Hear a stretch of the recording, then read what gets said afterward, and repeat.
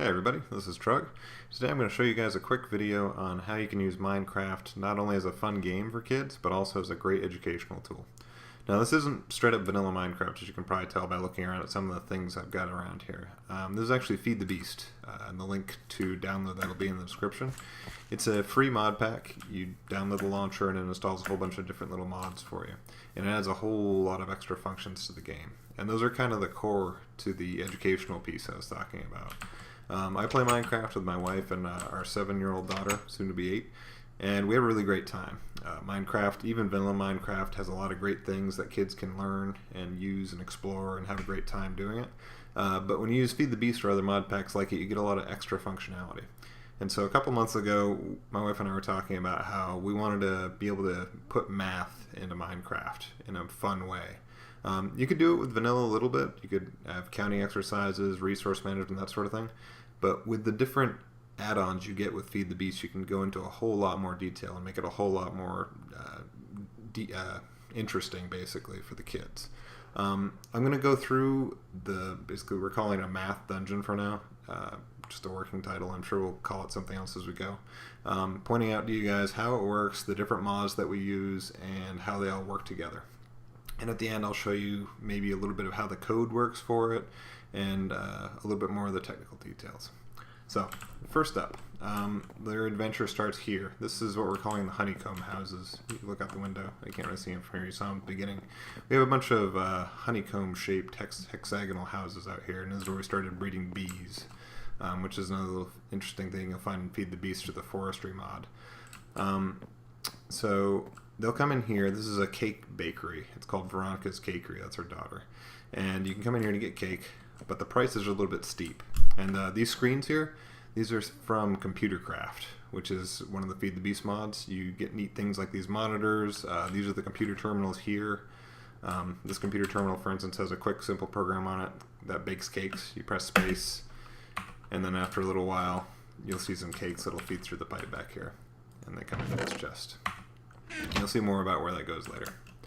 But they'll come in here to get some cakes, and there's a little advertisement here saying that if they want some free cake, they can go to the Evil Co. Arc via the Nether portal. Nether portals, it's just like in vanilla. I'll show you guys where it's at right through here. There's going to be a little bit of traveling involved. I'll probably end up cutting some of it out, or I might just leave it in. We'll talk about some of the mods as we go. But there are some neat little things here that I'll point out as we move along. These doors, these are arcane doors from Thaumcraft. They'll only open for the person who made them, or if that person gives you a key, you can open it. So they're kind of nice for securing places you don't want other people poking around. For instance, we closed this place off while we were developing the whole place because we didn't want the kids stumbling in here and seeing what the surprises were. We're actually rolling this out tomorrow for the first time for them to actually play with it. I'm kind of excited about that. So they come down here through the Nether. These light blocks down here are part of the Red Power mod. They're lamps, basically. They're pretty neat looking. They'll come down through here. There's another arcane door. And there are keys in here. Like I was saying, if you have these keys that are attuned to specific doors, then you can open the door. So these will be for the kids. Once they get in here, they'll be able to open this. And then they see this train. Regular Minecraft has the mine carts, of course, and powered rails and things like that. The problem with that is, if you want to go through the Nether like this, you're going to run into these zombie pigmen. Even if you close off the tracks and make it as friendly as possible, pigmen can still spawn in there. And if a minecart on a power track hits a pigman, it explodes. And we didn't want that. So, we have these neat little guys. These are locomotives from the Railcraft mod. They'll pull anything along with them, and if they run into anything, mobs, players, you name it, it kills them. So they clean the tracks for you, basically. So the kids will hop in here, press a button. The locomotives take a minute to get up to steam. If you look at them, they've got they take water and they burn coal, or coke in this case, which is a denser form of coal that burns longer for more efficiency. And then they build up steam. Once the water gets to boiling, we should here in a second, you'll see the steam gauge on the left start to fill up. And then once it gets enough steam built up, the trains actually go. So here comes the steam, and there go the trains. The more locomotives you have, the faster it'll go. This run, it's fairly lengthy. It's enough to get you the On a Rail achievement when you take it. and it takes about 1.5 minutes, 2 minutes.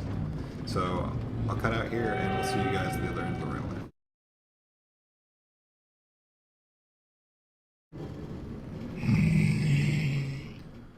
Alright, here we are at the end of the tracks. That get off here, the train actually ends up cycling around and goes in front of these things. Well, there's another train here waiting for them to ride back. These will reload the train with water and coal for the next run. They pop through the other end of another portal here, and this will take them into the actual main math dungeon itself. We've got more monitors set up here, which broadcast little messages. I like them a lot better than signs. They're a lot more interactive. You can put a lot more on them and change colors, backgrounds. You can make text flash, pretty much anything you want. So they're really, really handy and not all that hard to program. Right now we've got 2 paths set up, one for our daughter and one for her friend who's coming to visit this summer. You could theoretically set up as many paths as you want, because I'm going to show you guys how the basic core of this whole dungeon works here in a second with the computers. All you have to do is just design the traps for it, and then the rest of it's easy. So here, we'll come on through. We're going to take Veronica's path for starters. When they first come in here, they're going to open up these ender chests, and they're going to have to take off any weapons, armor, anything they have, and put on the standard Evil Co. employee suit. It's a set of diamond armor, iron sword, and some cookies for food. I'm not going to do that right now just because I'm doing this as a walkthrough and I want to have all my cool tools just to be able to fly through it. But this gives them enough so that the dungeon's not impossible, but it's not incredibly easy either. They'll actually have to do some fighting and doing some... if they get a question wrong, sometimes there's a damaging effect that happens. Diamond armor makes sure they don't get killed because they are kids. One of them's 7, the other one's 10. And if they got killed over and over, they get frustrated and quit. We don't want that. We just want it to be scary enough that they don't want to get the question wrong. So they equip that stuff and onward they go. Now each room from here on out has one of these computer terminals, which has a little bit of flavor text, tells a little bit of the story as you go through it. And each one after that's going to have a random set of questions. It pulls from a set of 10 questions. Each one has its own unique set. If they get the question wrong more than 3 times, it cycles out another random question. So there's a 1 in 10 chance they'll get the same question again, but most often they'll get a second brand new question. And that goes on until they get the question right. So for instance, with this one, they get a simple question asking them to put the numbers in order from least to most. If they get the answer wrong in this room, they get shot full of arrows. It's a ballistics testing lab. They can actually even come over here and play with a little launcher of their own if they want, shoot at a target. But if they get it wrong, they get shot. Like I said before, it's enough to do some damage, enough to spook them, but not enough to actually kill them, because we don't want them to give up. Now, I'll show you guys how the code works real quick. If you're bored by code, you can just skip over this bit. It'll only take a minute.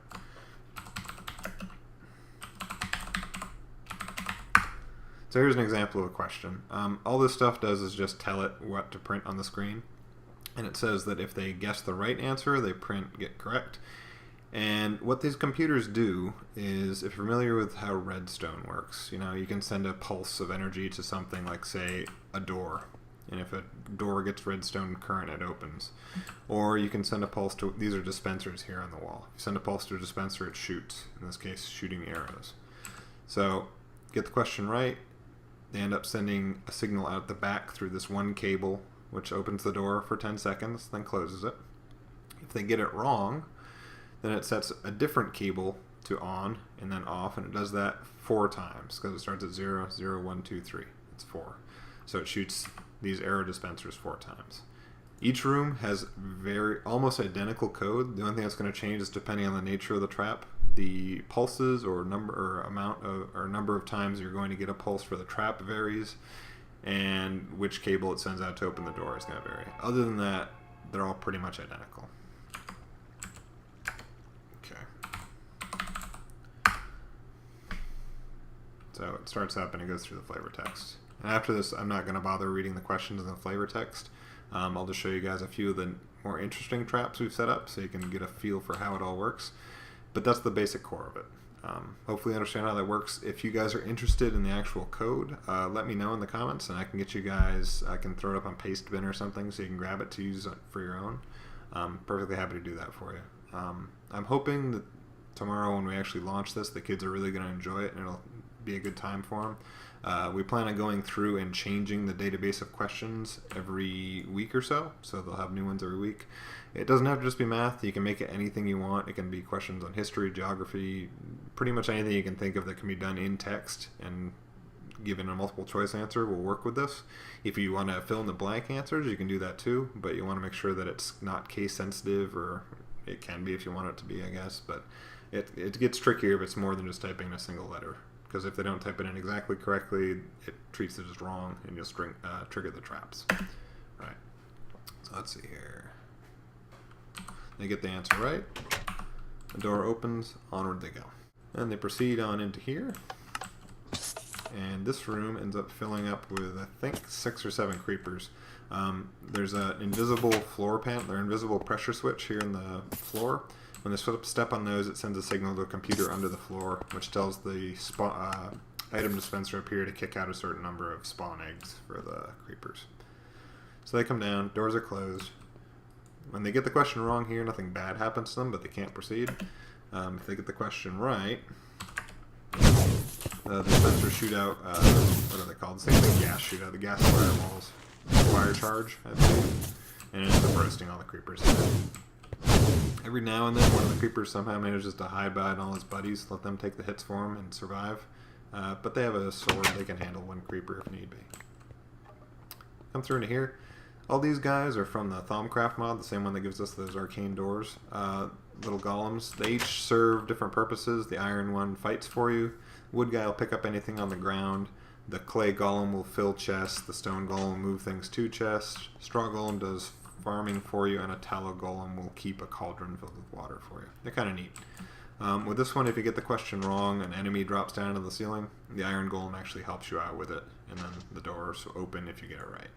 So we'll get it wrong to show you what the consequences look like. You get this big bad mother trucker coming down out of the ceiling. Iron golem takes him out. You can help him if you want. Once he dies, you'll get to see the wood golem work, because he drops some ingots and some flowers. He throws them in the chest. Kind of neat. Alright. Get it right. Door opens up. Then they come in here to a railway station. Both sides have the same idea. There's an ender chest here, which is filled with mine carts. They take one. You walk over here to the tracks. Throw it down. There's instructions for how to proceed. And there's a sign up here that's supposed to give them a hint for the next section. We'll see if this is too subtle for them or not tomorrow. I'm hoping it's not. But it says when doors are closed, science, and it blinks a couple times for foot stomping emphasis is the answer. You'll see what that means in a second. Then they go for a little ride. On the other side, there's a bunch of monuments built outside, a replica of the Empire State Building, the Eiffel Tower, Leaning Tower of Pisa, a few different things. This side, we're working on a Golden Gate Bridge and a few other major landmarks from around the world, because this side's mostly water. But it's not quite done yet. They come along through here, and they get their first glimpse of the Ark itself, which is this giant torus I built up here. And this path takes them through the bottom, I believe. Let's see. When they land, Jukebot kicks in, playing some nice corporate waiting music for them. And the cart actually ends up getting sucked into this little, what's this called? Cart dispenser. Sucks things up when it comes across. Sends them down to the ender chest, same ender chest they have at the other end, so the carts never get wasted. And they don't get a chance to keep them. So they come up here, and it tells them that there's a password required. And so the door is closed. Hopefully they remember that science is the answer. And they type in science. And the door will open. If they get it wrong, there's a howler alarm installed inside here, which goes off, and it tells them that they entered the wrong password. This is Mr. A. Golem. He's in charge of the information and defenestration desk here at the front. Yeah, this path ends up taking them down the bottom level. The Ian, he goes through and lands on the other side, and he does an upper level, and it goes around the whole thing for each of them.